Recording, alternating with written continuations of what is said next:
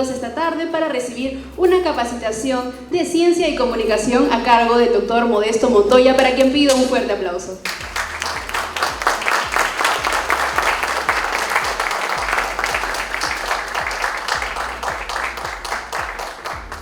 Dejo ahora en el uso de la palabra al magíster Alejandro Guerrero para que nos dé las palabras de bienvenida. Buenas tardes, profesores, jóvenes, nuestro querido invitado. En realidad es un honor, una enorme satisfacción recibir el día de hoy a un prestigioso científico y a un gran amigo como es el doctor Modesto Montoya, a quien varios periodistas que hay aquí lo conocen muy bien. Hace varias semanas hemos estado pensando en la posibilidad de que él pudiera venir, hasta que finalmente ha accedido muy gentilmente. Además acaba de terminar una jornada, un encuentro científico internacional que se ha realizado acá en Lima, que ha sido sumamente exitoso, con una enorme asistencia.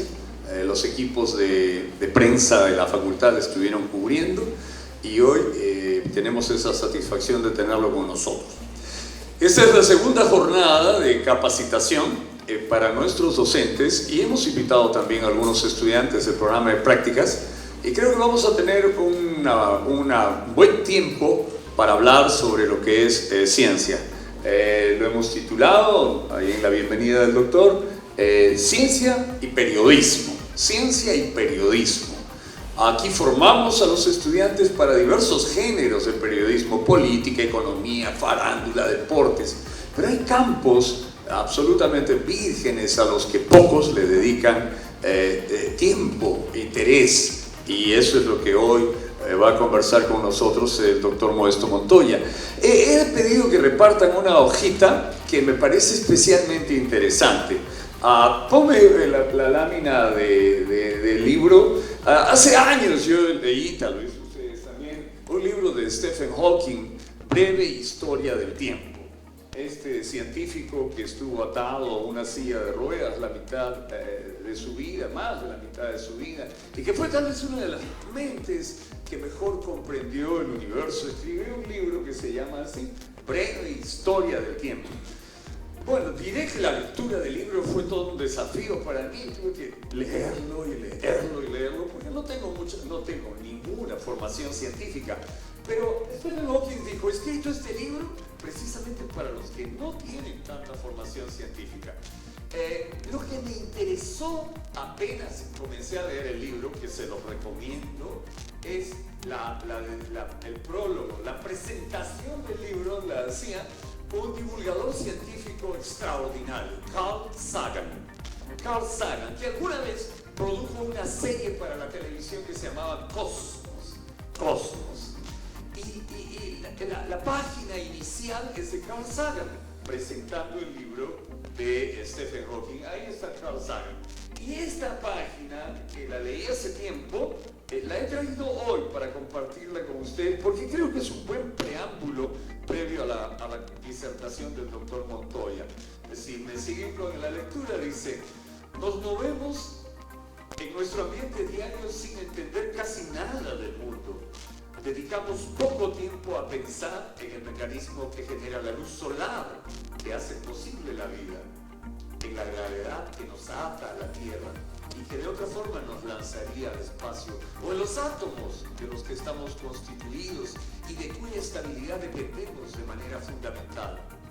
Excepto los niños, que no saben lo suficiente para no preguntar las cuestiones importantes, pocos de nosotros dedicamos tiempo a preguntarnos por qué la naturaleza es de la forma que es, de dónde surgió el cosmos, o si siempre estuvo aquí, si el tiempo correrá en sentido contrario algún día y los efectos precederán a las causas, o si existen límites fundamentales acerca de lo que los humanos pueden saber. Hay incluso niños, dice Carl Sagan, que yo he conocido, que quieren saber más a qué se parece un agujero negro, o cuál es el trozo más pequeño de materia, o por qué recordamos el pasado y no el futuro, o cómo fue, si hubo caos antes, existe aparentemente orden hoy, y en definitiva, ¿por qué hay un universo? En nuestra sociedad aún sigue siendo normal para los padres y los maestros responder a estas cuestiones con un encogimiento de hombros o con alguna referencia religiosa vagamente recordada. Algunas personas incluso se sienten incómodas con cuestiones de este tipo, porque nos muestran vívidamente las limitaciones del entendimiento humano. Conocer el mundo que nos rodea, preguntarnos el porqué del universo, levantar la vista de vez en cuando para mirar las estrellas, es algo que todos debemos hacer alguna vez en la vida. Carl Sagan, Universidad de Cornell. Esa era la página de introducción del libro Breve Historia del Tiempo, y a uno lo hace pensar de cuántas veces me pongo a preguntarme las cosas. Solo los niños siguen preguntando y preguntando. Algunos dicen que un científico es un niño que no creció, que se quedó así siempre, porque nunca perdió el afán de preguntar. Hoy tenemos al doctor Modesto Montoya para hablar sobre estos temas. Voy a hacer una breve revisión de su trayectoria profesional, de su prestigiosa trayectoria. Es complicadísimo tratar de decirlo todo. Su currículum va más allá de 17 páginas. Nos pasaríamos la tarde revisándolo, pero aquí hay algunas cosas. Modesto Montoya es doctor en Gobierno y Política Pública por la Universidad de San Martín. Es doctor de Estado en Ciencias Físicas por la Universidad de París, Orsay, Francia. Doctor de tercer ciclo en Física Nuclear y Física de Partículas por la Universidad de París, igual en Francia. Profesor principal de la Facultad de Ciencias en la Universidad Nacional de Ingeniería. Miembro de la Academia Nacional de Ciencias del Perú. Presidente de la Academia Nuclear del Perú. Editor de la revista ESI Perú. Coordinador del Encuentro Científico Internacional que acaba de ocurrir. Director del programa radial Encuentro con la Ciencia y del programa de televisión Ciencia Perú, y autor de numerosos libros como los que aparecen allí. En realidad he tratado de comprimir una larga vida dedicada a la enseñanza y a la investigación que tiene el doctor Modesto Montoya, y creo que ustedes van a tener, como yo, la satisfacción de escucharlo el día de hoy. Recibámoslo una vez más con un aplauso.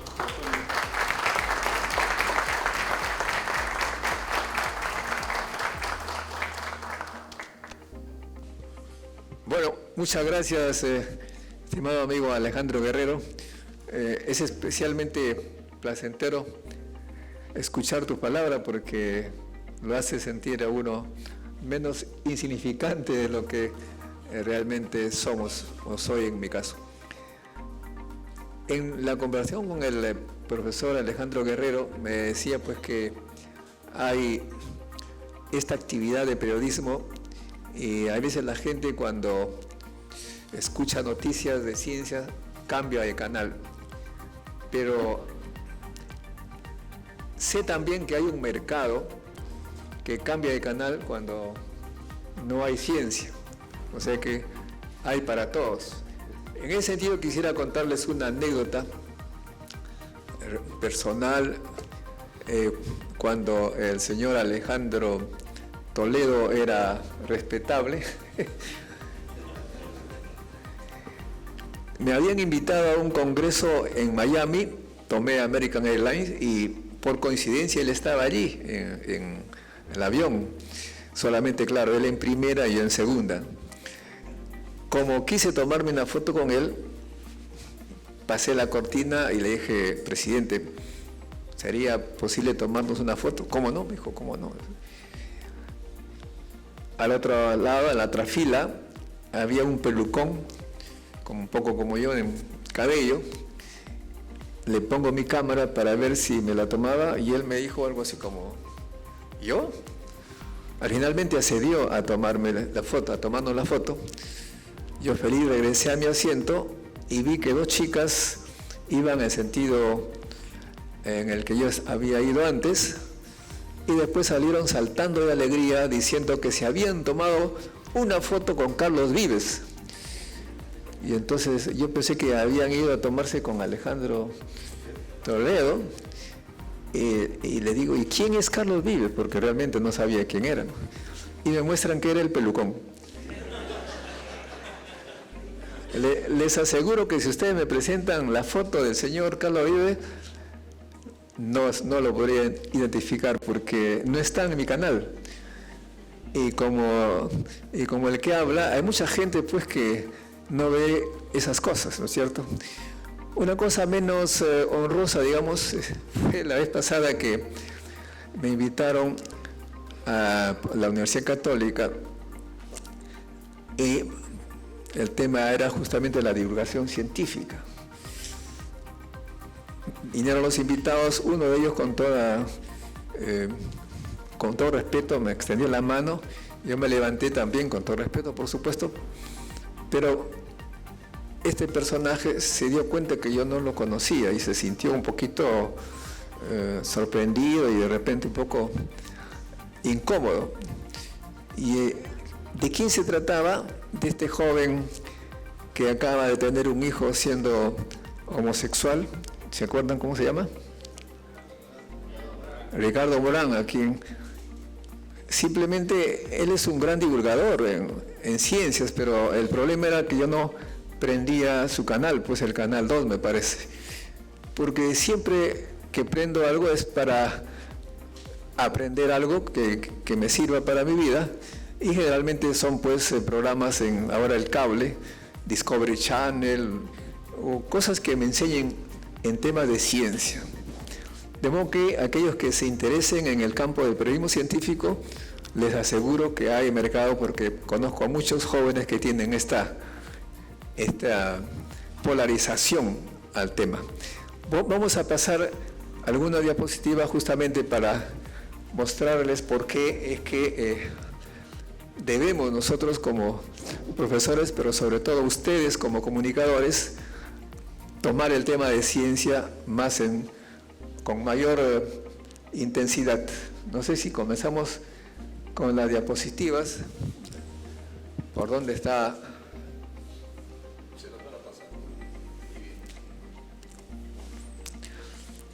Bueno, hago un gesto así y cambian ¿sí?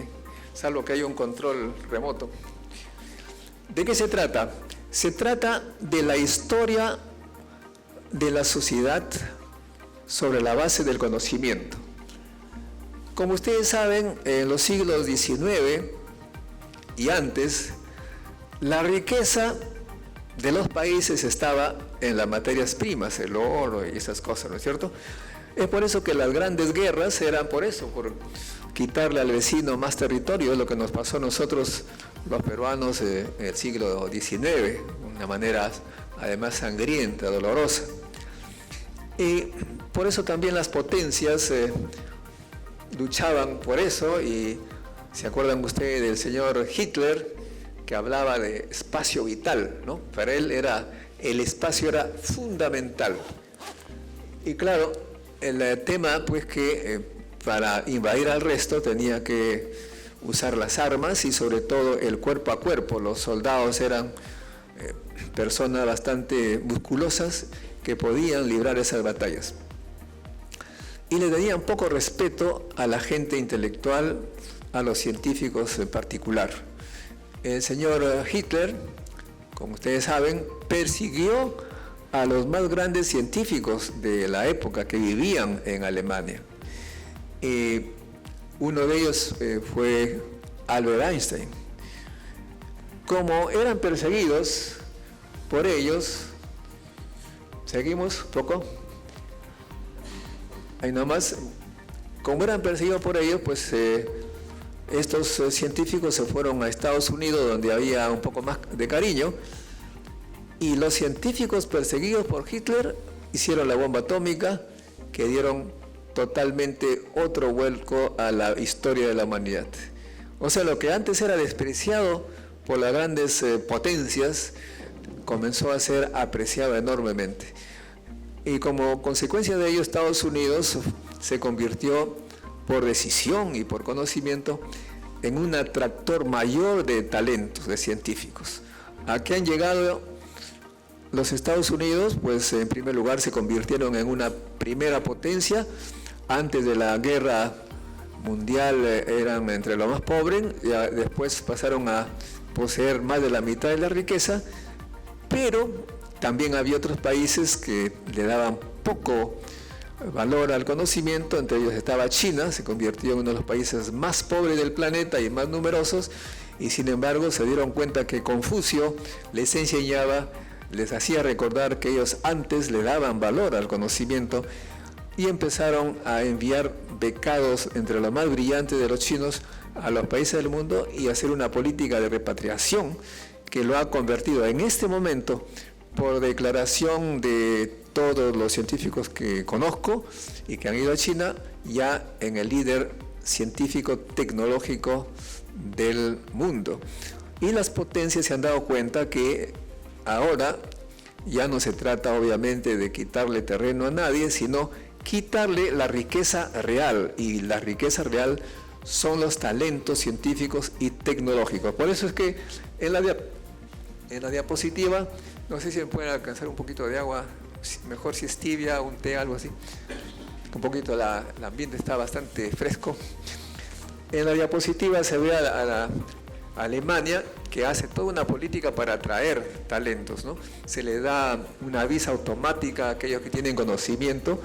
Miren ustedes, el canciller de Alemania, que por coincidencia es física cuántica, de modo que de eso también nos da una idea de qué valor le da Alemania a la ciencia. Y como sabemos todos, Alemania es el motor de Europa. Dicen que los alemanes, cuando tienen unos $300.000 ahorrados, no se compran una casa, prefieren alquilar un departamentito pequeño, pero los 300.000 lo usan en inversión en una pequeña empresa basada en el conocimiento, porque saben bien que el conocimiento es el que genera riqueza. Seguimos. ¿Cómo empezó esta competencia? Ya más o menos les he dicho. En el 1938 se descubrió la fisión nuclear en Berlín, en tiempos de que ya empezaba la guerra. La persona que dirigió el equipo fue Lise Meitner. La siguiente, aquí tenemos a Lise Meitner. Meitner dirigió su equipo, pero como judía fue perseguida por Hitler. Una cosa impresionante, cómo es que se persigue a las personas que hubieran podido darle, digamos, un gran poder después de la guerra. Seguimos. Y Albert Einstein, obviamente con sus amigos, se fueron a Estados Unidos y pidieron al gobierno norteamericano que les diera los recursos para hacer una bomba atómica, puesto que este se basaba en el descubrimiento de la fisión mostrado antes. Estados Unidos en ese momento era un país de obreros y campesinos, y era un país realmente pobre. Con el descubrimiento del conocimiento se dieron cuenta que podían ser no solamente primera potencia nuclear, sino en otros campos. Trajeron a Leo Szilard, físico húngaro. Siguiente. Con Robert Oppenheimer, fue miembro director del proyecto que llevó a los Estados Unidos a la bomba. Lo escogieron a él porque estaba motivado. ¿Y por qué estaba motivado? Porque era judío, de padres judíos, y que conocía además Europa. Se llevaron a Enrico Fermi. Enrico Fermi no era judío, pero su esposa sí lo era, y era también, obviamente, la manera de defender a su esposa. Se fue a Estados Unidos. Edward Teller, otro científico europeo que luego se convirtió en el padre de la bomba fusión. La siguiente. Niels Bohr, físico danés, igualmente, otro premio. Todos se iban a Estados Unidos y allí hicieron la bomba, de modo que, increíble, para suerte nuestra, Hitler no era tan inteligente como presumía, sino que se peleó con la nueva riqueza que era el conocimiento. Siguiente. Bueno, entonces Estados Unidos comprendió y se dedicó a traer la mayor cantidad de científicos, gracias, a su suelo, entre los cuales podríamos citar, seguimos, al más grande. Los Estados Unidos dijeron, vamos a no solamente tener la potencia nuclear, sino vamos a conquistar la Luna, pero no tenemos científicos en este campo. No importa, traemos al mejor. Se lo llevaron a Estados Unidos, a este científico conocido, Wernher von Braun, a él y a amigos, sus colegas de investigación. Bueno, y como sabemos también, Wernher von Braun los llevó a la Luna. Y fue un nuevo éxito norteamericano que los puso en el liderazgo indiscutible en el campo de la ciencia y la tecnología. Pero también, por supuesto, Estados Unidos hace esto en todos los campos de la investigación, y nosotros como Perú todavía no hemos logrado comprender que estamos en esa guerra por el conocimiento y no ofrecemos las facilidades para que nuestros científicos sigan investigando en el Perú. Así tenemos, por ejemplo, a uno de los científicos más brillantes del Perú, Jaime Fernández de Vaca, que está en un laboratorio nuclear, que publica e inventa mucho cada año. Seguimos, tenemos a Fernando Ponce Atuno de Mayolo, que participó en la revolución de la microelectrónica en el famoso Silicon Valley, y ahora lo han enviado a la Universidad de Arizona para hacer materiales sólidos que emitan luz. Siguiente, él es amigo del premio Nobel, recomendó a 3 japoneses para que obtuvieran este premio y lo logró. Seguimos. También tenemos a Tom Kirchhausen, que egresado de Cayetano Heredia, los anteriores son de la UNI, biólogo que igualmente trabaja, siguiente, con premios Nobel y obviamente tiene un alto nivel de investigación y produce mucho conocimiento para los norteamericanos. Siguiente. Otro gran científico, Carlo Bustamante, que trabaja en Berkeley. Se dice que si hay un premio Nobel peruano en ciencia sería Carlo Bustamante. Siguiente. Jorge Seminario, ingeniero electrónico que estudia la nueva electrónica basada en moléculas. Siguiente. En fin, podemos mencionar a muchos más. Los traemos de vez en cuando al Encuentro Científico Internacional, pero los resultados de esta competencia es debido a las políticas que tiene cada uno de los gobiernos. Los gobiernos peruanos, como dije hace un momento, todavía no comprenden este tema. Y hemos llegado a un punto un poquito, no diría vergonzante, pero muy preocupante. Hasta Ecuador, miren, Ecuador está en cuadraditos rojos, es el número de publicaciones por año en Scopus. Ecuador ya nos ganó, nos ha ganado. O sea, no hubiera imaginado que Ecuador estuviera produciendo más ciencia que Perú, gracias a que el señor Correa, el anterior presidente, empezó una política de atracción de talentos. Bueno, siguiente. ¿Qué podemos hacer? Siguiente, bueno, simplemente hay que promover la investigación, y eso es lo que tratamos de hacer con el Encuentro Científico Internacional. Siguiente, por favor.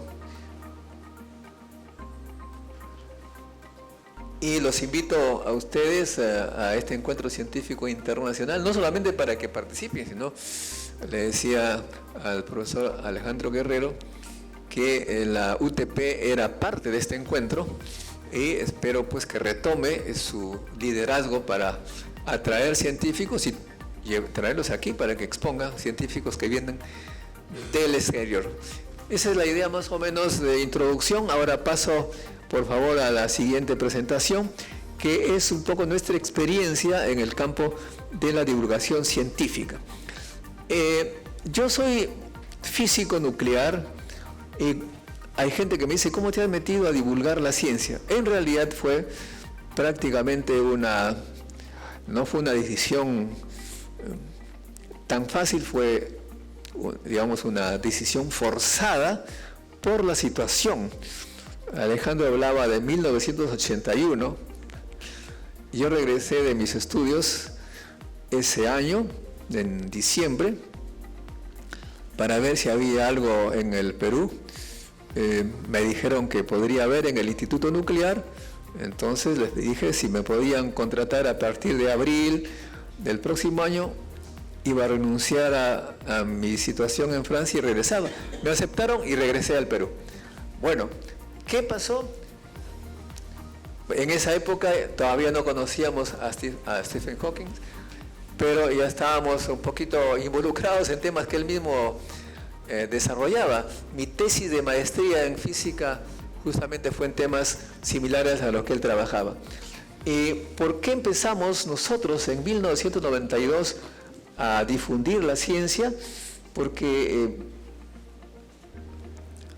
cuando empezamos a protestar y a pedir mejor trato para los científicos, para que regresen los que están afuera, fuimos castigados, despedidos, una serie de situaciones un poquito difíciles. Yo regresaba de Europa, donde me sentía en cierta manera privilegiado, hasta cierto punto halagado, digamos, porque a un científico allá los consideran, le tienen valor. Aquí cuando regresan, un poquito que lo vapulean, lo maltratan, no es muy agradable. Siguiente. Allí uno participaba en congresos, nos llevaban, no pedíamos que nos llevaran a congresos, sino que nos llevaban. Acá si queríamos ir a un congreso, era prácticamente a pedir, por favor, déjenme ir. Una cosa impresionante. Siguiente. Y cuando regresé, miren ustedes, estamos aquí en un instituto nuclear ganando $100 al mes. Mis amigos que regresaron conmigo volvieron por donde vinieron, porque no tenían otra oportunidad de vivir, puesto que tenían hijos, mujer, etcétera. Pero yo menos mal que no tenía mucha obligación, y frente a la uni tenía una tía que me prestó así gratis un cuarto, de modo que me quedé. Pero aún así los científicos no estaban nada contentos. Siguiente. Y es acá donde viene el punto de quiebre para que me dedique un poco a la comunicación. Porque me di cuenta que tenía que comunicar lo que pasaba en el instituto a la sociedad, a ver si es que nos hacían caso. Aquí tenemos a nuestro secretario general, que está siendo entrevistado por una chica que seguramente Alejandro se recuerda, aunque sea por el perfil. Ella es Vicky Peláez, periodista del Canal 2, que fue a cubrir, digamos, esta manifestación de científicos que no estaban nada contentos por la situación, y que hace pocos años se descubrió, los norteamericanos la descubrieron como espía rusa. Aparentemente esta chica muy importante para Rusia, porque lo canjearon con un prisionero espía norteamericano, de modo que me parece que tenía cierto valor. No sé si en este punto ya comenzó su trabajo, ¿no? Pero ya comenzaba su trabajo de espía, pero en fin. Siguiente. ¿Qué es lo que pedía la gente, los científicos? Esto que están ustedes observando ahí, justamente después que me invitó Alejandro, lo voy a poner como foto de batalla en estos tiempos, ¿no? Porque estamos hablando de 1984. Y de lo que se trata es que las materias primas solamente nos van a causar problemas, como está ocurriendo ya varios años. Lo que hay que hacer es que hay que investigar qué hacer con las materias primas antes de venderlos y contaminar con las puras. Tenemos uranio, no lo explotamos. Tenemos cobre, tampoco, simplemente lo dejamos que se vaya. Tenemos plata, igual. Oro, igual. O sea, no hacemos uso del cerebro para darle valor agregado. En fin, entonces de modo que ocurría ya en 1984. Siguiente. Y además, por protestar, como lo dije, me botaron del IPEN. Francamente yo no lo sentí como un castigo, más bien era como una especie de liberación, porque yo tengo sentido patriótico, me gusta mi país, pero si es que me ponen malas condiciones y encima me votan, ¿qué voy a hacer? Pues me voy, ¿no? Y curiosamente llego a Alemania y de mi cuartito gratuito que tenía frente a la uni con un ruido infernal en la avenida Tupac Amaru, para vivir los alemanes me pusieron esta mansión. Imagínense la diferencia. No solamente eso, siguiente, sino que participé con los grandes científicos del mundo en el campo de la producción de nuevos elementos. Siguiente. Más aún, supongo que algo me querían los alemanes, porque me invitaron a algo que jamás yo hubiera podido soñar, a una reunión donde estaba el asesor científico de la Unión Soviética y el asesor científico de los Estados Unidos. Estamos hablando aquí del 85. Y allí me enteré de que la guerra nuclear había que pararla, los físicos nucleares tenían que hacer algo, tenían que vigilarse. Todo lo que estaban allí era eso, utilizar la ciencia para el desarrollo de la humanidad. Y curiosamente los periodistas, ahí viene justamente, ustedes son periodistas, vienen hacia mí y me piden una especie de conferencia de prensa. Primero le digo, realmente estoy muy sorprendido porque no sé por qué tengo que decir. Lo que pasa, doctor Montoya, es que usted es el único de un país subdesarrollado que está acá. O sea que tiene sus ventajas. ¿Qué hace usted aquí en este Congreso Internacional de Físicos Nucleares? Bueno, le dije, me han invitado gracias al instituto donde trabajo, de modo que he tenido que aceptar con todo gusto. Pero ustedes de repente, ahí vi la razón, ¿no? ¿Acaso ustedes, los peruanos, quieren hacer alguna bomba atómica? Y en ese momento se me prendió la chispa. Y dije, no, todo lo contrario, nosotros no podemos además hacer una bomba atómica porque nos hemos comprometido con el Tratado de No Proliferación de Armas Nucleares nos hemos comprometido en no hacer aplicaciones militares de la energía nuclear. 5 segundos después añadí, sin embargo, me parece que mi gobierno está violando ese tratado. Porque el Instituto Peruano de Energía Nuclear, a pesar de haber firmado en el Perú no aplicaciones militares, el presidente, el director ejecutivo y todos los directorios son militares. Y además se comportan como militares, me han votado. Lo dije en una conferencia de prensa en el ambiente de científicos, pero no imaginé que al día siguiente me llamaban del Perú y estaban a punto de acusarme de traidor a la patria porque había salido en El País y el comercio en la página internacional había sido replicado, científico peruano denuncia, etc. Finalmente ustedes, los periodistas, tienen mucho poder, lo que pasa es que a veces lo usan muy poco para la ciencia, ¿no? Si nos ayudan estaríamos mejor en ciencia. Bueno, ese fue el final, el principio y el final de los militares. Se fueron retirando y así es como pude regresar a la siguiente. Y a mi regreso, curiosamente, un poco contra la historia, en plena violencia, estábamos con el terrorismo que da bastante trabajo a los periodistas, y a mí se me ocurre fundar un semillero científico. En un país donde no querían científicos, se me ocurre fundar el semillero científico. Y curiosamente también, el 12 de septiembre del 92.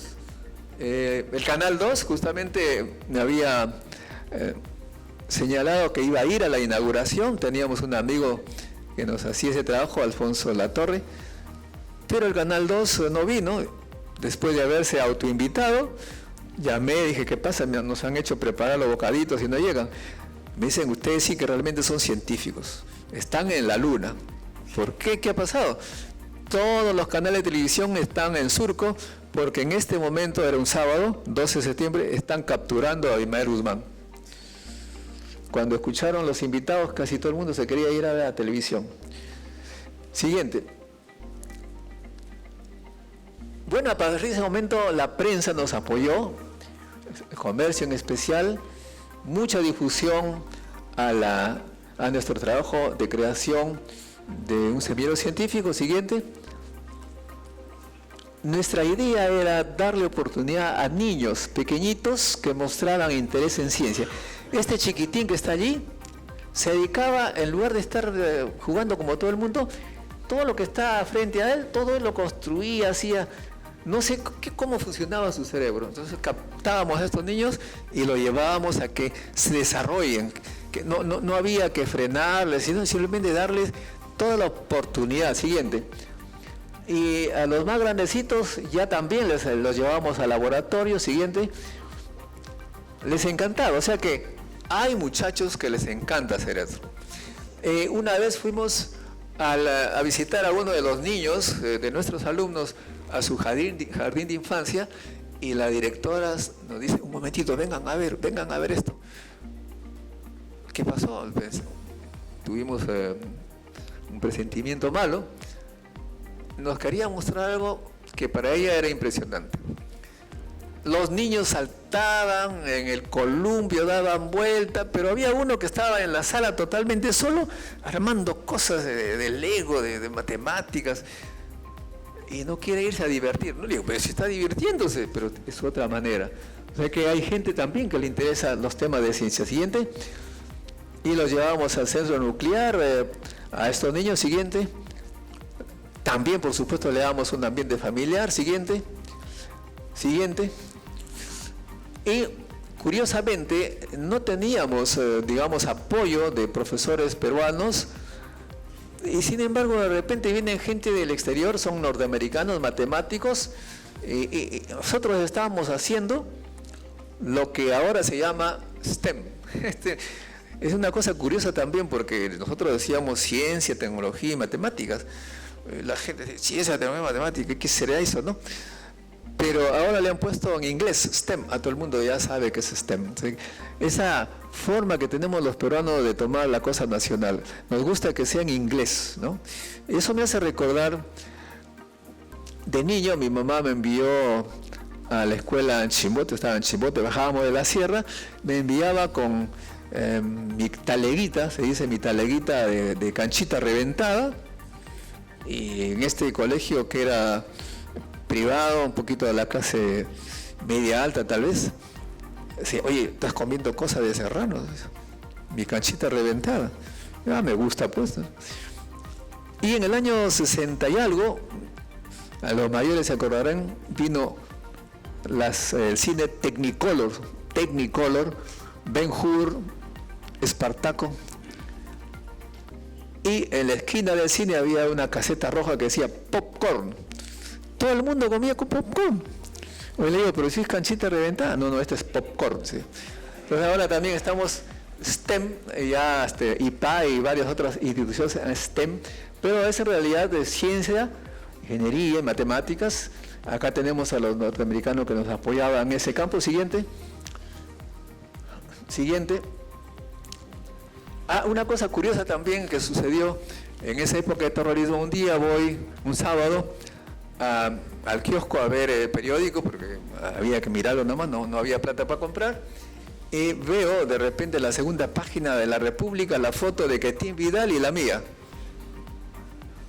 Se me heló el cuerpo, porque en esa época basta con que señalaran a alguien y lo metían, lo desaparecían. Pero cuando recuperé el aliento, leí y decía en el subtítulo: Quetín Vidal y Modesto Montoya reciben premio. A Quetín por haber capturado a Abimael, y a Modesto Montoya por haber creado el semillero científico que ven ustedes allí. Y ese niño que está allá mirando el microscopio es el que estaba con su Lego anterior. Siguiente. Siguiente. Y entonces comenzamos a divulgar la ciencia de toda la manera que se nos imaginaba. Hacíamos fiesta de la ciencia en la calle de Miraflores. Siguiente. Siguiente. Convencíamos a los políticos. Aquí tenemos a Alberto Andrade, que me parece que pudo haber sido el mejor presidente del Perú. Nos llevó luego a la Municipalidad de Lima. Le gustaba la ciencia. Siguiente. Ahí está con el grandazo, el basquetbolista e ingeniero de la Católica. Siguiente. Y luego dije, caramba, hay que ir más allá, y convencimos a TV Perú de hacer un programa de ciencias que se llamó Umbrales. Lo compartimos con Luis Castillo, que ahora es ministro de Cultura. Él hablaba de arqueología, yo hablaba de ciencia, y había el señor Romero, el de la cumbia, la música, un profesor de la Católica que se dedica a la música popular. Claro, era el más exitoso porque todo el mundo veía sus programas de música. Pero ahí íbamos nosotros mostrando que también se podía divulgar la ciencia, y tenía su llegada, la gente le interesaba. No es que la ciencia sea una cosa que a nadie interese, no. También hay gente que se interesa. Vemos que hay mercado para eso. Vamos, seguimos. Y comenzaron a haber invitaciones de la televisión. Sigamos. Pero también, por supuesto, los diarios, había interés en ciencia. La República me invitó a hacer informes sobre ciencia. Un día un poquito exagerado, hice 8 páginas sobre un informe sobre ciencia. Y pasaron 2 semanas y no me publicaban lo que había trabajado, así que fui a reclamar y le encuentro al amigo César Lévano que estaba leyendo mi informe. Le digo, maestro, ¿usted está ahora interesado en la física nuclear? Con sus palabras que él un poco educado, me dice, no jodas, me dice. ¿Por qué, maestro? ¿Qué te has enojado? Que el director me ha dicho que le ponga a tu informe un título cristiano. Así, con ese nombre, ¿quién lo va a leer? Decía, título era El uranio en el Perú. Me parecía correcto, ¿no? Eso no sirve para... ¿Quién va a leer el uranio en el Perú? ¿Quién? Cuando vi el título que él puso, dice, uranio, el mineral maldito.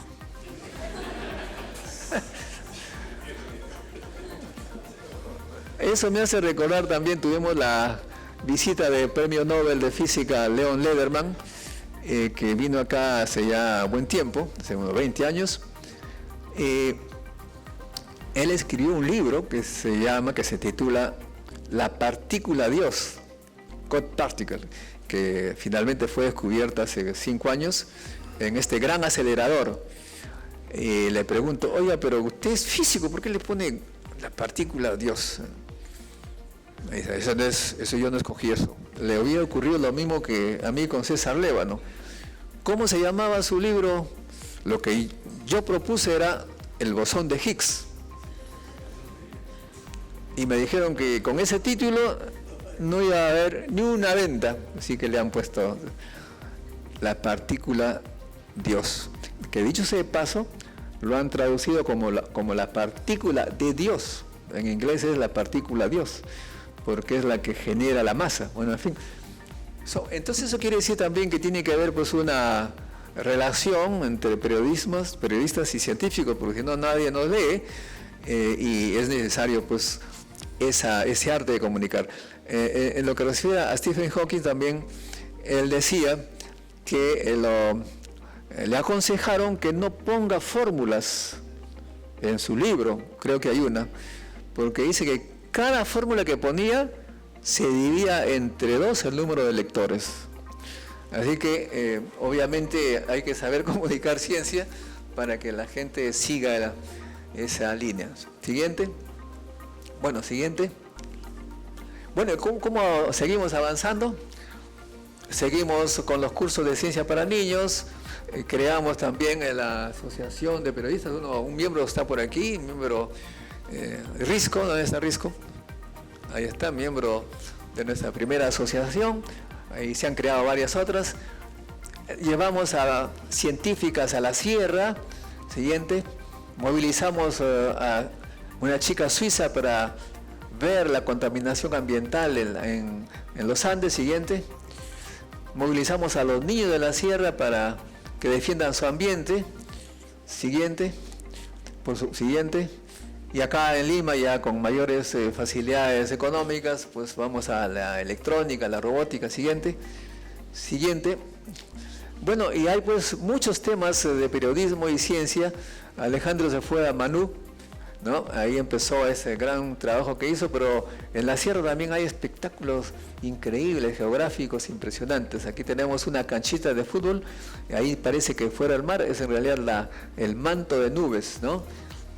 Este es mi pueblo natal, y mi abuelo se ponía en esta canchita y un poco solemne abría los brazos hacia abajo y decía, hijo, mira ahí, ese es el submundo y hay gente que le gusta vivir abajo, decía. Eran los costeños, ¿no? Se burlaban un poco de nosotros. Siguiente. Y también, por supuesto, el abuelo es el que me enseñó a mí ciencias. Un día me dijo, te voy a enseñar ciencias. No, abuelito, no, yo no quiero aprender porque me acordaba de la manera como enseñaba la escuela. Si no respondías adecuadamente, te caía un palmazo, era una tortura. No, me dice, aquí yo te voy a enseñar diferente, por preguntas. Tú me respondes lo que yo te pregunto y no te va a pasar nada. Y les hago a ustedes la pregunta, ¿a qué hora se pone la luna llena en el mar? Bueno, nadie responde eso, yo lo sé, porque yo tampoco respondía, no me imaginaba, me decía. ¿Qué tiene que hacer? Dije, ¿qué debe ser a medianoche? No, cada pregunta que yo te haga, primero observo. Observé, en la sierra se ve la luna estaba medio llena. ¿Qué tienes que hacer? Esperar que se ponga llena. Cada día que me levantaba veía la luna. Lo primero que me di cuenta es que cada día salía más tarde y más grandecita. Salió a las 6 de la tarde. Dije, caramba, tengo que estar despierto para verla. Salió y se metió al mar a las 6 de la mañana. Cuando vengo acá a Lima, obviamente un poquito difícil, pero en verano les aconsejo a ustedes hacer ese ejercicio. En verano, cuando la luna esté llena, se van a la Costa Verde. Yo me fui a la Costa Verde y tomé esta foto, que la mayoría de gente piensa que es el sol en la tarde de Miraflores. Es de la Costa Verde a las 6 de la mañana y esa es la luna. Uno gira a 180 grados y como me ocurrió la primera vez, se ve el sol. Acá no es así porque está el acantilado, así que tuve que ir en auto, estaba menos mal en auto, a Magdalena. Siguiente diapositiva. A las 6 de la mañana está saliendo el sol. De modo que esos fenómenos nos muestran que nos falta ese cariño por observar. Siguiente. Allí tenemos el lugar donde tomé la foto, la Costa Verde, abajo ahí están las palmeras. Siguiente. En fin, hay una serie de cuestiones que ustedes pueden hacer como informes periodísticos. ¿Sabían que en la Costa Verde, por ejemplo, hay manantiales de agua dulce? Ahí tenemos esa poza. Es una poza entre comillas porque han hecho una barrera por las puras. El río el agua va normal. Hace 30 años cuando observé era arena y salía agua.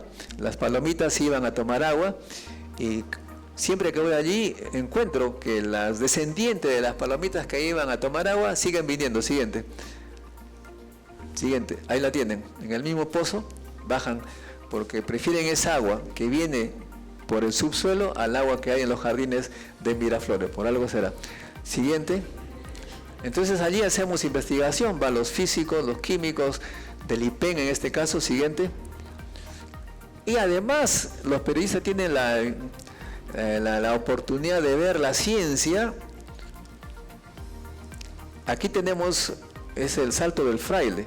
Esas líneas horizontales o casi horizontales eran el fondo del mar. Y ahí ven una columna que sube. Esa fue una erupción que ocurrió hace millones de años, que rompió las líneas.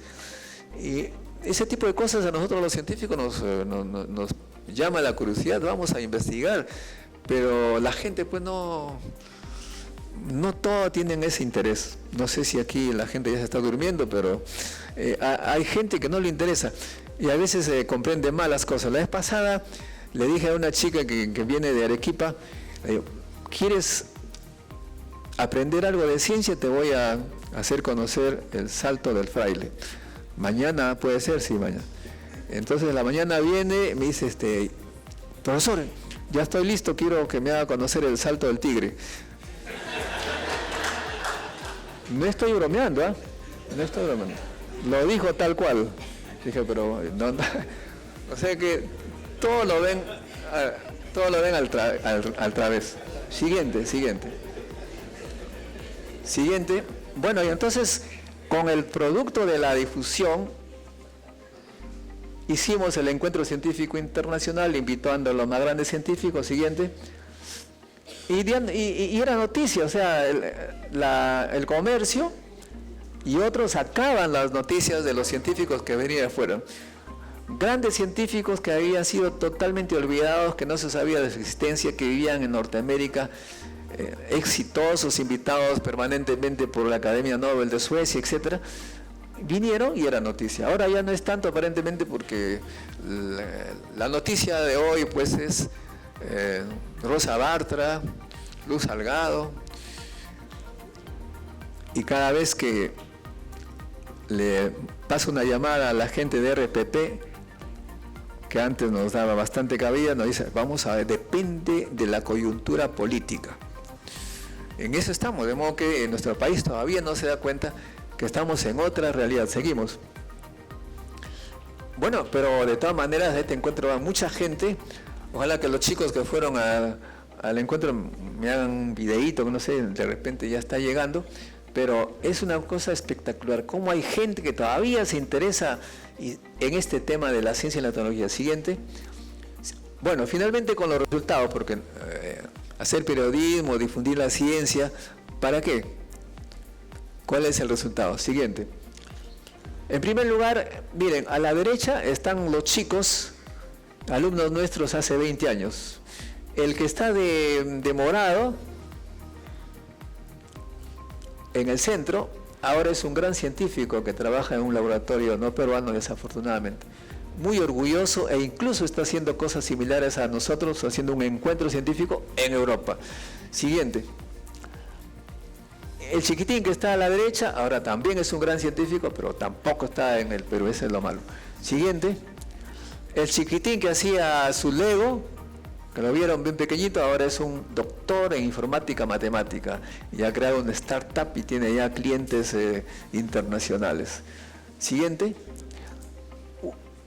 Otro chico que estudió, ahora es un profesor en Alemania, en una universidad, va a venir dentro de poco a un gran congreso internacional. Siguiente. Y también los profesores jóvenes ahora son grandes científicos en el mundo, y esta chica, por ejemplo, Mayra Flores, ahora trabaja en el Concitec promoviendo la ciencia, haciendo divulgación científica. Organizó en la Feria de Libros varias sesiones de promoción de la ciencia, de divulgación. Siguiente. Reconocimiento rápidamente. Curiosamente, de Perú hemos recibido pocos, aparte de las invitaciones de Alejandro, que para mí siempre es un reconocimiento generoso. Pero políticos, pocos, no hay, no tenemos ese gusto. Sin embargo, viene un señor que después de haber recibido su premio Nobel, lo tenemos a la derecha recibiendo su premio Nobel, se viene a interesarse qué cosas están haciendo acá. Él es Leon Lederman. Claro, luego si ustedes colocan su nombre en el Google, Leon Lederman, regresó a Norteamérica, este es el año 95, regresó a su país y su gobierno le dio millones de dólares y ha creado un complejo para enseñar ciencia a niños y a maestros. Bueno, esa es la diferencia. Siguiente. Otro premio Nobel, en este caso ruso, hemos escogido uno de cada lado. Soros Salfero, ahí está con el rey de Suecia recibiendo su premio Nobel. Y a la derecha, años más tarde, está en nuestro humilde centro de enseñanza de ciencia para niños. Siguiente. Otro más, tenemos a Carlos Rubia, igual viene a vernos a leer lo que nosotros generamos en nuestra pequeña editorial. Siguiente. Y curiosamente también hay unos reconocimientos no esperados, pero siempre bienvenidos. Una gran música de la Orquesta Sinfónica de su país. Siguiente. Viene, me visita y me da la alegría de tomarse una foto conmigo. Así que la ciencia no se gana, pero se goza, ¿no? Siguiente. Y entre tantas otras curiosidades en este reconocimiento increíble, esta chica es algo especial, porque este es mi pueblito, a 3.500 metros.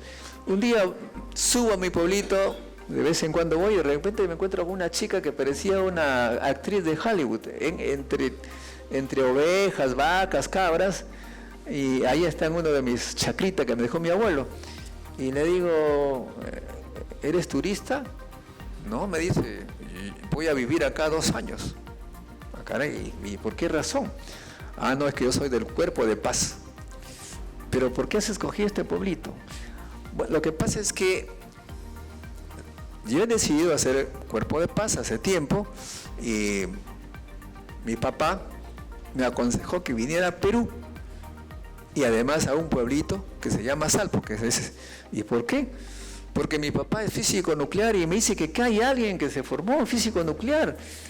¿Y cómo se llama ese físico? Un tal Modesto Montoya. Ah, eso soy yo, le digo. Y efectivamente, el papá de esta chica el doctor Mott, que se dedica al campo nuclear, vino al IPEN, nos conocemos, y recomendó que su hija se viniera a mi pueblito, y esta chica, en reconocimiento de lo que ahí aprendió en este pueblo que se dedica a la ciencia, en reconocimiento que es un pueblo descendiente de una civilización neuronal. ¿Por qué neuronal? Imagínense ustedes esa forma que han hecho su pueblo, ¿no es una neurona? ¿Y la sinapsis? Es las neuronas andinas.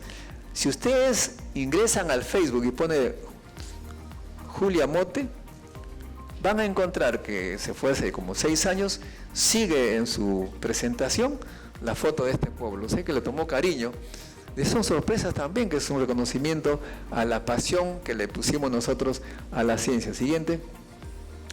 Bueno, finalmente tenemos también recientemente otro premio Nobel que ha venido después de que descubrió la fusión de estrellas de neutrones, que fue una gran noticia. Siguiente. Y nuestros chicos, que ya algunos están creciditos, entregan los reconocimientos al lado de la presidenta del CONCITEC. Siguiente. Y en eso estamos nosotros empeñados en que la ciencia y la tecnología, que ahora le llaman STEM, siga creciendo en nuestro país, pero sobre todo lo hacemos porque nos apasiona la ciencia y además porque es necesarísimo que nuestro país sea científico. Lo hemos dicho hace mucho tiempo ya. Si no empezamos hoy en día a darle valor a la ciencia, en nuestro país lo único que crecerá será el desempleo, la violencia, los conflictos sociales. Eso lo dijimos hace mucho tiempo y desafortunadamente seguimos confirmando esto, ¿no? Mientras que no salgamos de la dependencia de la materia prima, realmente vamos a estar cada vez peor, y para salir de esa dependencia necesitamos ciencia y tecnología, y ustedes los periodistas tienen ahí un gran poder. Ustedes pueden cambiar la historia del Perú si le dan un poco más de importancia a el tema que ha hecho grandes a Corea del Sur, por ejemplo, que en el año 60 era más pobre que el Perú y ahora pues está por los cielos, a Japón, Taiwán, etc. Como que ese es el mensaje que me ha permitido esta generosa invitación, decirle a ustedes. Y también, ojo, en el Encuentro Científico Internacional hay una sección de divulgación científica que espero que ustedes también participen en ellos, tanto como expositores como participantes. Muchas gracias.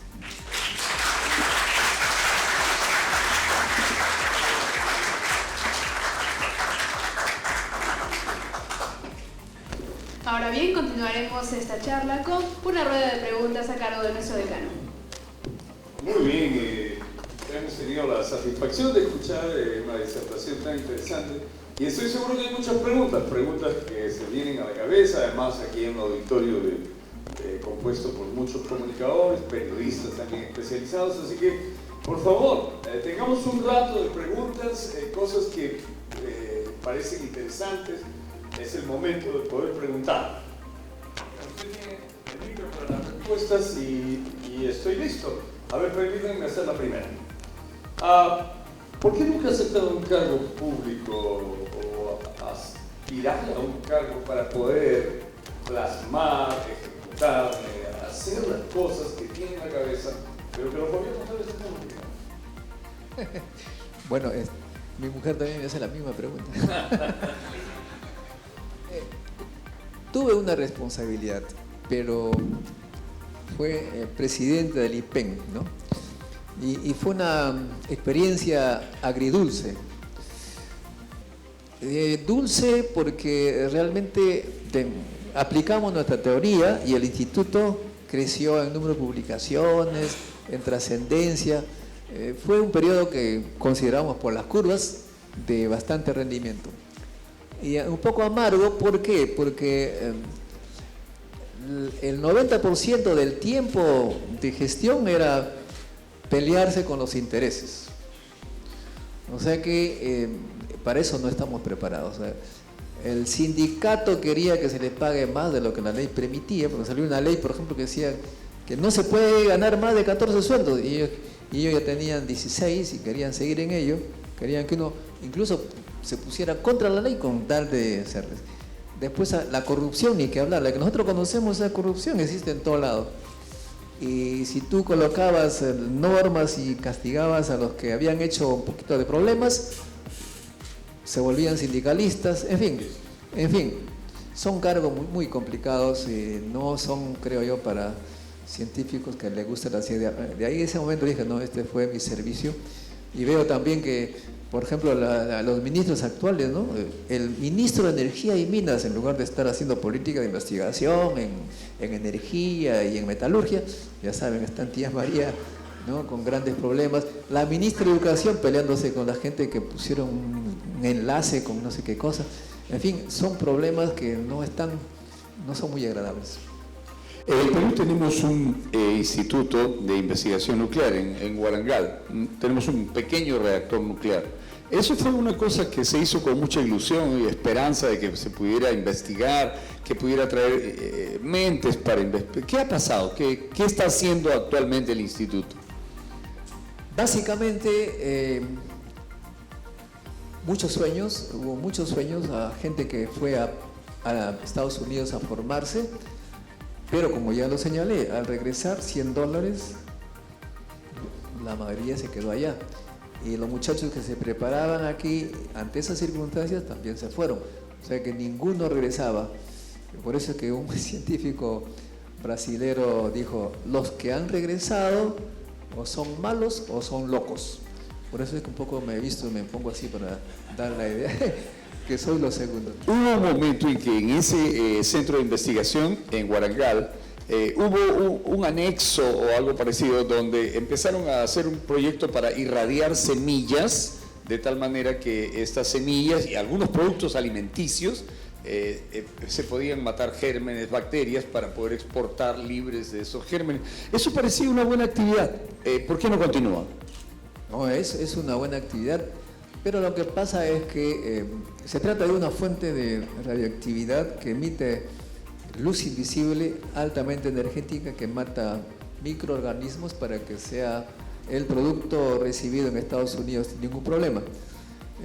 Pero esa fuente radioactiva tiene una vida, ya está muy débil ahora y no han comprado la fuente nueva y hay poco servicio. Y los que quieren vender al extranjero sus productos, que son filtrantes o frutas secas, tienen que ir a Chile, imagínate, para hacer eso. De modo que ahí hay un problema que, como no estoy metido en la administración, tampoco yo me explico por qué estamos así. Pero básicamente lo que sí es cierto es que la ciencia nuclear no tiene el brillo actual porque simplemente los recursos humanos no se les da la importancia, no se les presta lo que ellos necesitan para trabajar y se van al extranjero. Muy bien, ahora preguntas del auditorio. Ya está, Martín Carranza, por supuesto. ¿Qué equipos va a llegar? Si no, yo no tengo. Doctor Montoya, es cierto que la coyuntura política marca, convence también, margina mucho a la ciencia, pero ¿cómo ve el uso de las redes sociales en los jóvenes peruanos? ¿Cómo aprovecharlo para la ciencia de mejor forma? Bueno, eso es una gran oportunidad para la juventud. O sea, no estamos haciendo uso de esa facilidad para cambiar la historia del Perú. Ustedes, los jóvenes, podrían tener allí todo lo necesario para cambiar. Yo, por ejemplo, a mi edad, ya me he metido a ese campo, ¿no? Así nomás dos pequeños detalles. Hace 2 días escuché una entrevista que le hicieron a un candidato a la presidencia, dice que quiere ser presidente, ¿no? Se llama Jorge Nieto. ¿Quién conoce a Jorge Nieto? Bueno, ya tiene su... Él en la televisión dijo así, no hay que pensar solamente en que tenemos selva, recursos, también hay que ponerle ciencia. Cosa que es para mí eso me alegra que alguien comience a hablar de eso. Sin embargo, su formación me hace dudar, porque luego me da la impresión, yo no manejo el idioma, no soy lingüista, nada por el estilo, pero me doy cuenta de algunos que quieren ser presidentes, aspiran a ser presidentes y y la manejan peor que yo, creo. O no saben manejarla bien. Dijo, porque yo, cuando doy mi palabra, doy mi palabra. O sea, eso es lo que en ciencia se llama no falsable. O sea, no falsable significa que no se puede demostrar lo contrario, porque el que da su palabra, da su palabra, ¿no? No es una frase científica. Una tesis tiene que tener la falsibilidad, o sea, tiene que ser demostrable. Alguien puede demostrar que es falso o verdadero. En este caso, cuando doy mi palabra. Después me han explicado que se debe a que él ha vivido mucho tiempo en México. Y en México la manera de hablar de Cantinflas es la manera normal, no es una broma. Ahí dice, aquí estoy porque he venido. Cosa de ese estilo. Pero el otro candidato ayer, y eso lo he puesto en mi red, lo he puesto cómo él habla, ¿no? O sea que también... Y el otro que ahora está de moda, Julio Guzmán. Ayer yo igual, hay que hacer ciencia, caramba, me puse atento. ¿Sí? Pero luego digo frases que me da la impresión que no tiene una buena formación. Yo soy de un colegio estatal, pobre, etcétera, pero a veces veo que, no sé, pues, él dijo 3 veces, es la solución menos peor. O sea, que 3 veces lo dijo, si hubiera sido una, pero menos peor. También algunos hablan de más mejor. No, pues un presidente de la República no puede estar cometiendo esos errores. Así que me he dedicado a captarle, así en las redes sociales los pongo ahí, ¿no? Y la señora Luz Salgado, la vez pasada, viendo en televisión, le dice a René Gastolmendi, también lo he puesto en mi red, solamente paso lo que ellos dicen, ¿no? Dice, no dejan que Keiko tenga un juez conveniente, o no, adecuado. Entonces es una declaración, ¿no? Quieren jueces adecuados, ad hoc, y viene de adecuado, ¿no? De modo que también uso las redes sociales para divertirme un poco. En algún momento de su conferencia mencionó a un profesor de la facultad que está ahí sentado, que de tanto pensar ha ido perdiendo el pelo, Miguel Risco. ¿Cuál es la pregunta, Miguel Risco? Tal vez puedes compartir qué tipo de trabajo hicieron con el doctor Montoya los periodistas. Bueno, buenas tardes. Un gusto tenerlo acá, doctor Montoya. También hemos estado en otros eventos, especialmente para hablar de los peruanos en el exterior, desde la Pastoral de Movilidad Humana, y tuvimos más de una ocasión de hablar de aquellos científicos y cómo expatriarlos, como ha ocurrido, por ejemplo, también en Alemania nazi, y que fueron a anclarse a Estados Unidos. Pero la experiencia que tuvimos acá en el Perú, estamos hablando de hace más de 15, 18 años, es que formamos un grupo de periodistas, una pequeña asociación que luego se vinculó a Concitec. Y por supuesto teníamos la necesidad de conocer un poco más de la ciencia y la tecnología. Aquellos que comenzamos ya en la docencia siendo periodistas, justamente en mi caso me dieron un cursito, así digo cursito, que se llamaba periodismo científico. Y acuñamos la idea de que hay que darle ciencia al periodista y periodista al científico. Entonces, periodismo al científico. Entonces estábamos en esa idea. Y yo creo que es importantísimo que inclusive, no sé si usted también está de acuerdo con 2 cosas. Uno, considerar que los científicos que hemos visto efectivamente sean conocidos también en el Perú, a pesar de que solamente, podríamos decir, aportan a determinadas potencias, como el caso de Estados Unidos. Y por otro lado, ¿por qué no incluir dentro de las mallas curriculares también la comunicación científica, que creo que es sumamente importante? Su opinión. Bueno, efectivamente hay que preparar al periodista para ser científico y viceversa, ¿no?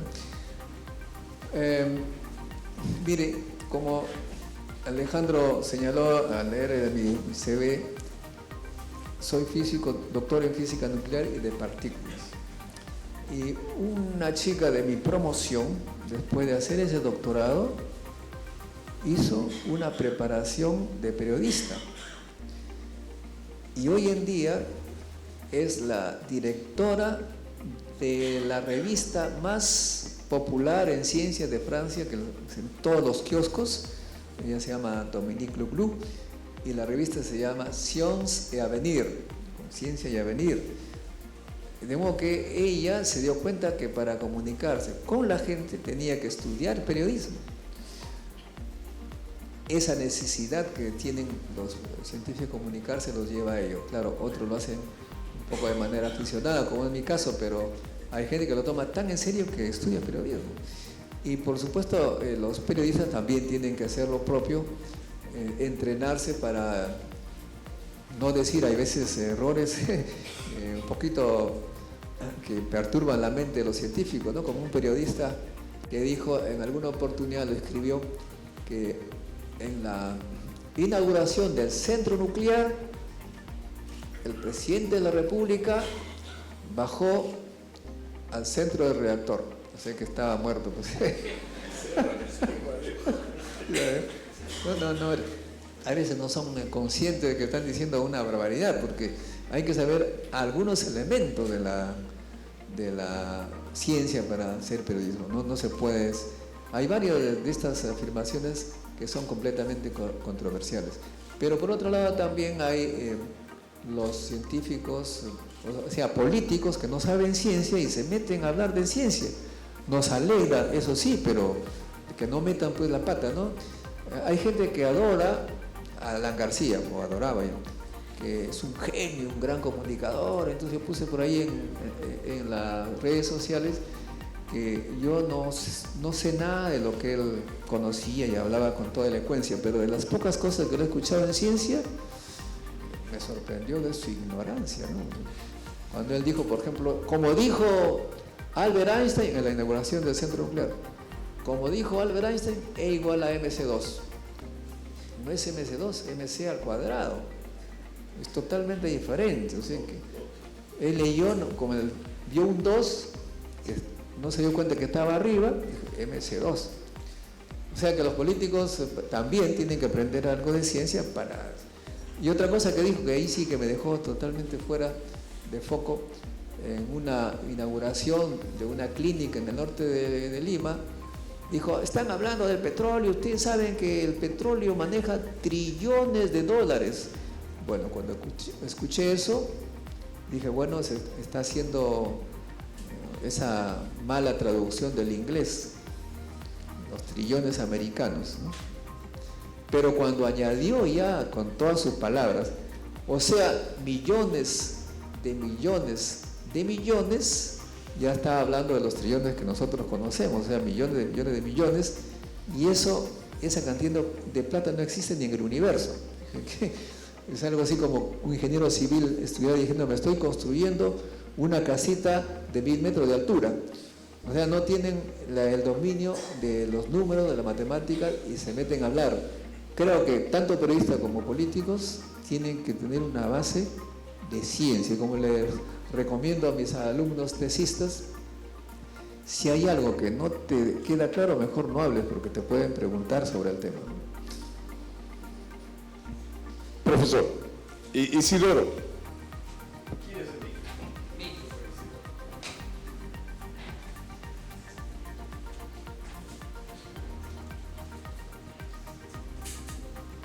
Doctor Montoya, bienvenido a la FACO. Quiero hacerle dos preguntas.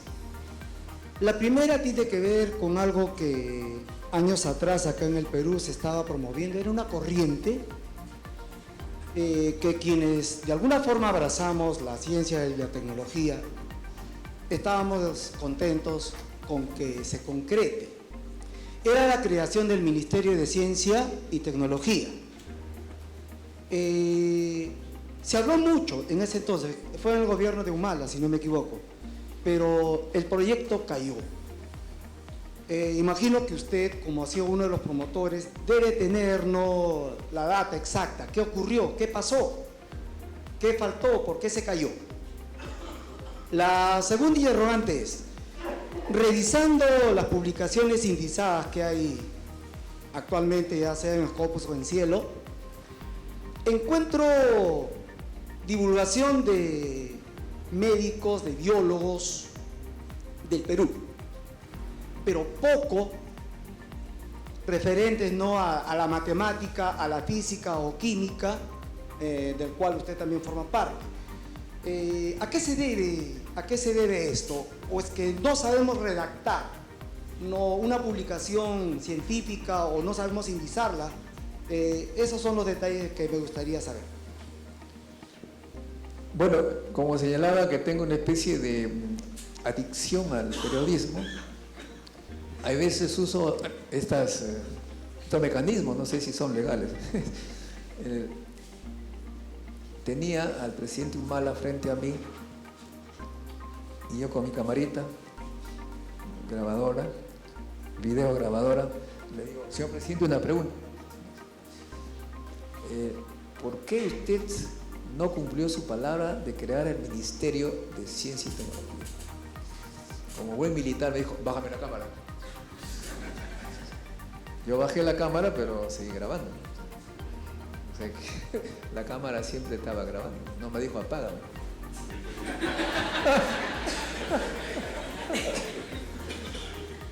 Y lo tengo ahí en el YouTube. Si ponen ahí Humala Modesto Montoya en el YouTube, te dice: porque el CONCITEC no hizo su trabajo. O sea que efectivamente tuvimos la mala suerte de una comisión de ciencia y tecnología que fue liderado por el señor Sagasti, que ayer lo puse en mi YouTube también, que es el jefe del plan de Guzmán, ¿sí? Que él fue el principal responsable de que disuadió que no haya este ministerio, porque según él dejemos que la empresa privada haga todo. En fin, tiene una mentalidad que no encaja, ¿no? Y nuestra propuesta ya tiene como 30, 40 años.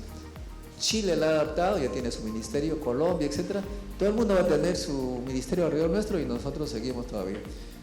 Pero la propuesta sigue allí y lo bueno es que, lo menos malo es que ya hay cada vez más convencidos de que es una necesidad, ¿no? Porque la vez pasada, igual con esta afición al periodismo, me encuentro con Pedro Cateriano. Igual le digo: oye, señor, ¿por qué, con mi cámara, ¿no?, por qué a los políticos parece que la palabra ciencia les quemara la boca?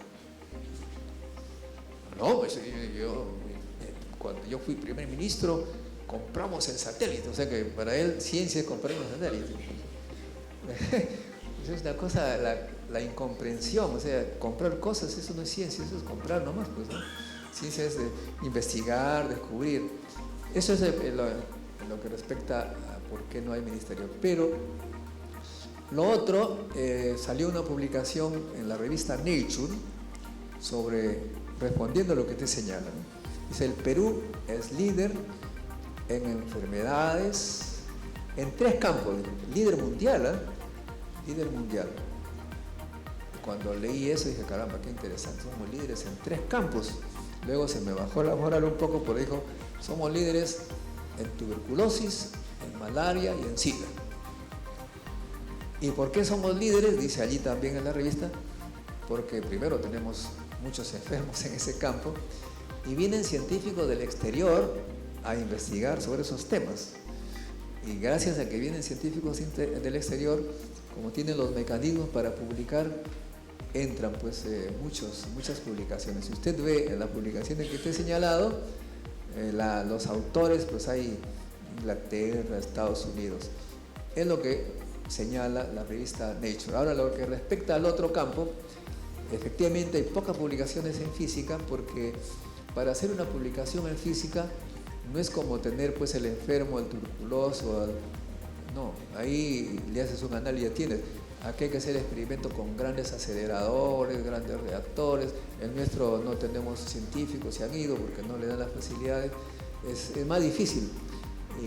Y esto, claro, sin embargo, hay un colega que publica cualquier cantidad en física. ¿Por qué? Porque se ha inscrito en un proyecto internacional que los experimentos se hacen afuera.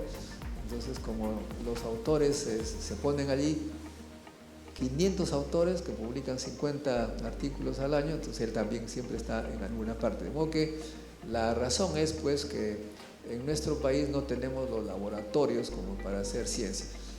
Pero los peruanos que hacen esos campos se han ido al extranjero. Supongo pues que con el tiempo es de esperar que haya una mejor comprensión, porque en el encuentro científico internacional los muchachos que vienen realmente son excelentes, ¿no? Trabajan con premio Nobel en temas de alta tecnología, inventos. Eso necesitamos, y repito, ustedes tienen ahí un gran rol que jugar, porque hay que darles pues también un campo a la ciencia para que el pueblo tome conciencia. Jorge Flores. Después el profesor. ¿Quieres un minuto?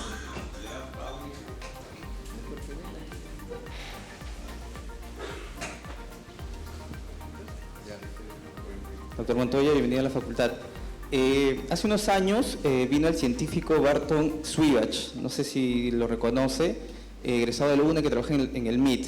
Me acuerdo que dio 2 conferencias en la universidad y yo pude estar en las 2 y una la hizo privada. La cosa que él hablaba mucho de la teoría de las cuerdas, que es una teoría que unifica todas las teorías y que algunas veces se burlan de ella porque dice que no es cierto lo de la teoría de las cuerdas. Y recuerdo que Barton era el que trataba de crear o inventar las matemáticas para poder explicar esta teoría. Quería que nos hable un poco sobre esa teoría. Y otra cosa que quería preguntarle, porque también le pregunté a Barton, es si él creía en Dios. Yo pensé que lo iba a tomar de forma torpe, pero en realidad me tomó importancia y me dijo que en realidad no sabía si Dios existía o si en realidad no comprendía mucho eso. Y yo quería preguntarle a usted lo mismo, ¿no? ¿Cuál es su idea del concepto de Dios, si cree en él? Y lo otro que quería preguntarle era sobre los límites de la ciencia. Como vemos, algunos científicos lograron crear la bomba atómica, que fue un desastre. Entonces quería saber sobre esos límites. Bueno, complicada cosa. La ciencia es una actividad muy limitada, porque la definición de ciencia es estudiar fenómenos que pueden ser observados por todos, que pueden ser comprobados por todos, que pueden ser repetidos. Y eso es la ciencia. No quiere decir que las otras cosas sean falsas, no. Simplemente que la ciencia se dedica a ello. Dios existe, eso no es tema de ciencia, es otro campo. Yo soy creyente 100% en Dios, pero allí no es el científico, sino es la persona. Mi abuelo me decía, sin embargo, que, es curioso, con su manera de hablar, él decía: mira, hijo, los científicos son los hijos preferidos de Dios. ¿Y por qué? ¿Por qué tendría que ser? Porque son los únicos que se preocupan de comprender cómo Él hizo su obra. Porque si tú aceptas la idea de que Dios ha hecho las cosas, y hay personas que están buscando cómo están hechas, se interesan en la obra de Dios. Es igual que un hijo que le pregunta al papá, ¿no? Si el hijo de Alejandro le dice: ¿cómo fue cuando fuiste a Manú? Explícame. Se va a sentir realmente contento. De modo que Dios dice, cuando observa niños o personas que se quieren comprender cómo han hecho, cómo se han hecho las cosas, están preocupados en las obras de Dios. Los que no les interesa eso, es un poquito, digamos, los hijos no son tan preferidos como este. Y en respecto a la teoría de cuerdas, tiene que ver también con eso, porque la teoría de cuerdas es una actividad que genera teorías que no pueden ser comprobadas. No pueden ser comprobadas, no hay instrumentos que comprueben. Por eso es que la vez pasada que me encuentro con un colega de Barton Swiebach del MIT, le digo: ¿cómo va mi compatriota Barton? Creo que lo vamos a cambiar de facultad. ¿Cómo es eso? Porque se dedica a la teoría de cuerdas, lo vamos a poner en la facultad de teología. Sé que es una idea, ¿no? Es así la ciencia. Pero brevemente le voy a decir, voy a tratar de resumir mi experiencia para que sea comprendido lo que es ciencia y no es ciencia. Un día fui invitado por Mariela Balbi y Eduardo Guzmán, que tenían un programa Fuego Cruzado, y me ponen a conversar o debatir con un señor. ¿Ve? Este señor decía que vino una nave extraterrestre y lo llevó a un satélite de Júpiter llamado Gamímedes, y que regresó y que le dio una gran misión. Entonces, estos conductores que les gustaba la pelea me preguntan a mí qué piensa de ello. Yo dije, bueno, la verdad es que cuando venía en el automóvil, a pesar que la ventana estaba cerrada, entró un ser etéreo, se puso a mi derecha y me dijo que yo estaba yendo a un canal de televisión donde me iba a encontrar con un farsante y que no debía creerle nada que él contaba porque era totalmente falso.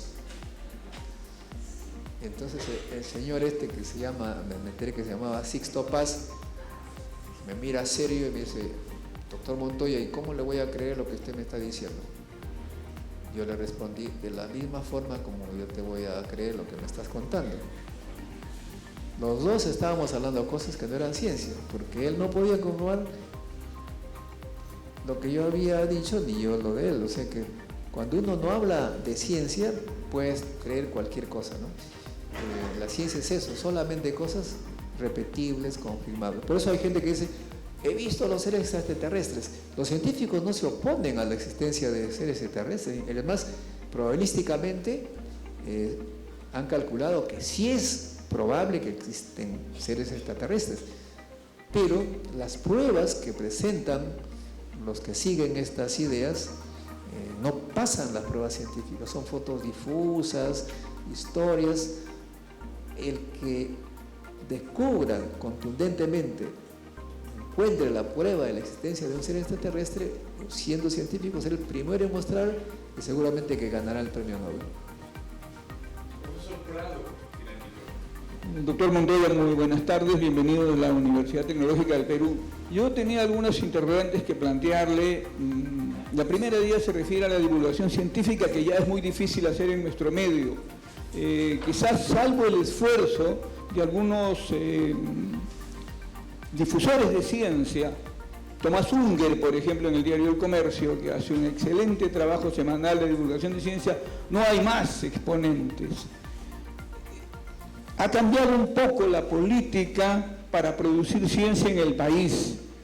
El cambio de la propia ley universitaria, en la cual ya no existe bachillerato automático, sino obligan a los estudiantes a mirar la ciencia con otros ojos, ¿cree usted que ayude a que el Perú desarrolle en el campo científico? Finalmente, ¿usted no cree también que estamos ante una mitología de la ciencia, de creer que la ciencia misma nos dará la felicidad? ¿Encontraremos todo lo que no nos da la religión a través de la ciencia? Gracias. Bueno, como lo repito, ustedes, los periodistas, tienen ahí una gran responsabilidad. Para que el pueblo tenga interés en la ciencia, ustedes deben prestarle interés en la ciencia. Así que, tan simple como eso. Los políticos no van al encuentro científico internacional porque ustedes no pasan la noticia. Si ustedes fueran al encuentro científico internacional, los políticos estarían ahí para salir en cámara. Y el país comenzaría a cambiar. Tomás Unger obviamente ha sido un gran divulgador, él es arquitecto y ingeniero mecánico, me parece también. Es un gran, ahora ya está bastante avanzado en edad, un poquito menos que yo, o más que yo, digamos, pero se necesita eso, ¿no? El trabajo de ustedes. Y respecto a lo segundo, la felicidad, bueno, yo decía que yo no soy un mitólogo ni mitómano. El tema es que, lo he dicho claramente, la ciencia es muy limitada, se ocupa de cosas verificables. No he tenido aquí la diapositiva, pero Albert Einstein dice que la ciencia es humilde, ¿no? Es humilde, pero es lo mejor que tenemos. Cuando el ser humano en sus limitaciones trata de comprender algo de la realidad, ya está haciendo ciencia y vale bastante. De modo que no hay que creer que los científicos se creen la última Coca-Cola del desierto. Son personas que tratan de entender lo poco que pueden observar. Carlos Castillo. ¿Qué tal? Buenas tardes con todos. Doctor Modesto Montoya, bienvenido a la universidad. Muy grata su visita. Una pregunta me llamó mucho la atención justo sobre una de las pancartas que usted nos mostró al inicio de su presentación. La pregunta es la siguiente, ¿no? ¿Qué le falta al Perú o qué se necesita para poder explotar esos yacimientos de uranio Esa es una primera pregunta. La segunda, ¿dónde es que se encuentran estos yacimientos de uranio? Y la tercera, ¿cómo podemos de alguna manera desarrollar esta ciencia nuclear en nuestro país y no llegar quizá a accidentes tan lamentables como sucedieron, por ejemplo, en Chernobyl, ¿no? Esas son mis 3 preguntas. Y bienvenido una vez más. Muchas gracias. Bueno, yo no quisiera que el tema se concentre en la física nuclear. Lo importante, lo señalé, es que los niños empiecen a tener interés por comprender la materia, los fenómenos físicos, los fenómenos químicos. Una vez que a ellos se les interese eso, pueden resolver un montón de problemas que en este momento aquejan al Perú.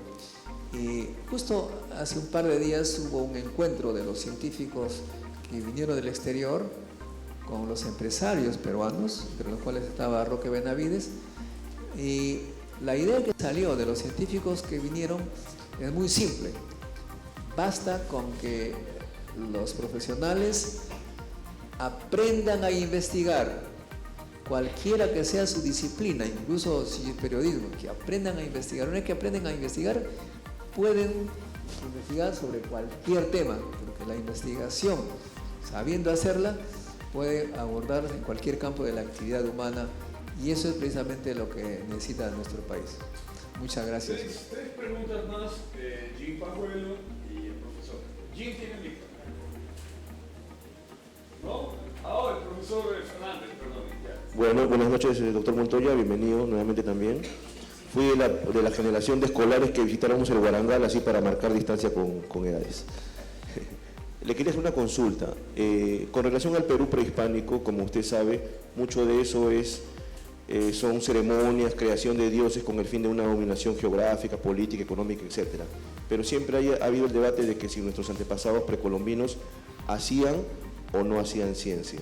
Se ha visto pues un gran nivel de desarrollo, de avance, tecnología, mucho empirismo, también observación, ¿no? Pero para poder entender, por ejemplo, la arquitectura, la hidráulica, todo esto, y mayormente se piensa que han sido observaciones, hasta que pues han ido llegando a niveles de eficiencia. Pero yo le consulto a usted su opinión personal. ¿Usted considera de que en el Perú prehispánico se practicaba ciencia, de alguna manera, a su manera, pero se practicaba, o solamente era empirismo, era práctica? Muchas gracias. Brevemente, la respuesta es sí había ciencia en el Perú, y la llegada de los españoles, ¿cómo diríamos? La asfixia, ¿no? La asfixia.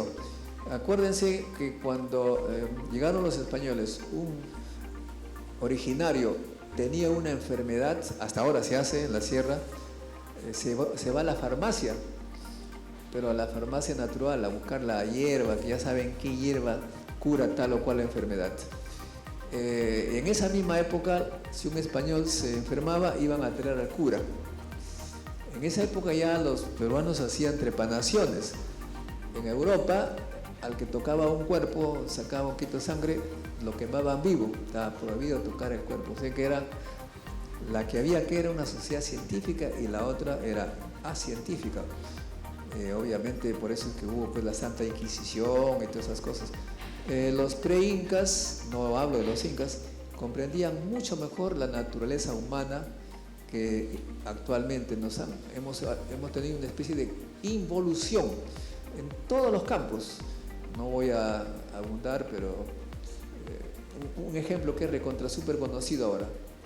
Cuando llegaron los españoles a la región de Trujillo, descubrieron que ahí había lo que le llaman ahora respeto por el género, o sea, había homosexuales de todo tipo, normal, porque los chimús, después de su gran adelanto científico, ya tenían grandes cantidades de alimentos, reservas, y se acaban a dedicar a investigar qué puede hacer bienestar a la gente. Llegaron a esas conclusiones. Y los españoles dijeron, esta es la prueba de que no son humanos, ¿cómo pueden estar entre hombres? 500 años más tarde los españoles han aprobado el matrimonio entre homosexuales, y nosotros seguimos entrampados en las discusiones de hace 500 años. ¿Se dan cuenta? O sea, que estamos retrocediendo en eso y en otros campos. Y también ustedes saben, los historiadores, que se habla pues de la extirpación de idolatrías, que es no es otra cosa que la destrucción de la cultura y de la ciencia que aquí había ya. Doctor Montoya, buenas tardes. Alejandro Reyes. A raíz del desarrollo y de la decodificación del genoma humano y del avance y dominio de las técnicas de manipulación genética, es que surge mi pregunta. ¿Cuál es la relación que debe haber entre ciencia, tecnología y ética? Gracias. Bueno, ahí sí que no podría yo mucho contestar, porque entre los científicos a veces la ética no da, es igual que cualquier persona, lo ético a veces la manejan mal, pues, ¿no? La ciencia, un científico es un apasionado por comprender, como dije hace un momento, cómo funcionan las cosas. Ese es el científico. Pueden haber científicos malvados, antiéticos, corruptos, de todo tipo, farsantes. Ahora se habla, por ejemplo, de fraude. Conozco casos incluso de amigos que por competir falsificaron resultados. O un coreano que dijo que había hecho una clonación y se volvió un dios por 4 segundos o 4 semanas, después descubrieron que era falso, salió en todos los periódicos del mundo que un farsante, un fraude. O sea que la ética no es una cosa exclusiva o inclusiva de algún grupo. Los científicos en ese campo son como cualquier ser humano, pero espero que no sean tanto como los políticos. Doctor Montoya, le saluda Patricia Altamirano. Yo lo entrevisté en el año 89, cuando eran mis pininos en el diario Ojo. En ese entonces usted me dijo que la participación de la mujer iba a incrementarse en el Perú.